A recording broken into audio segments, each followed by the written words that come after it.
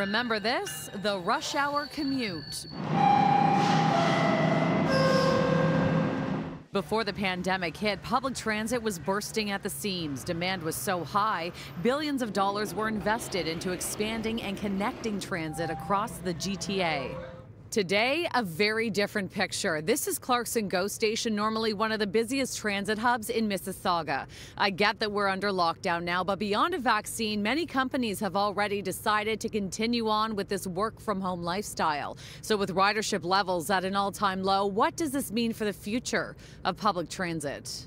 It is alarming for Metrolinx, it's alarming for TTC. The losses are stunning. Since COVID hit back in March, ridership on GO Transit is down by a jaw-dropping 80%. And at one point, the TTC was reporting a monthly shortfall of $92 million.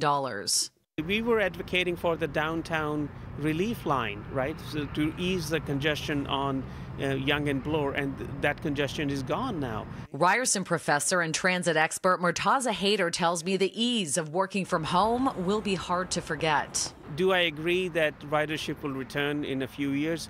Yes, it will return in a few years because we are a growing city. The question is it going to be next year? And the answer is no. Is it going to be a year or two from down the road? The answer is no.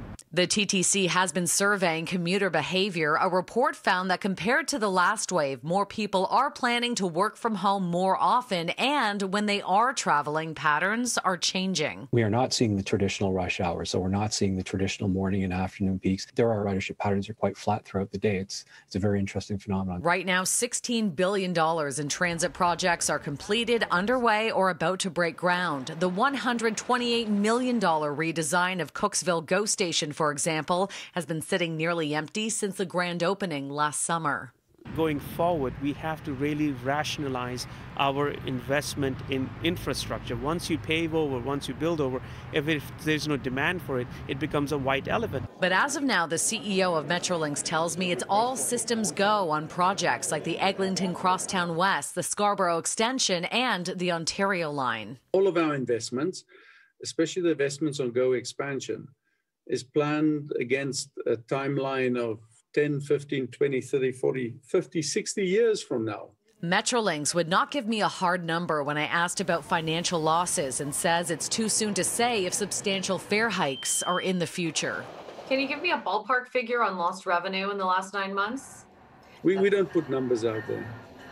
If there's substantial changes in how people work and work from home, we will make the choices we have to make when we get there. One thing this pandemic has highlighted is the need for better transit in Toronto's inner suburbs. Right now, the bus system is the busiest. In fact, the TTC is training subway and streetcar operators to drive buses to keep up with demand. Shauna Hunt, City News.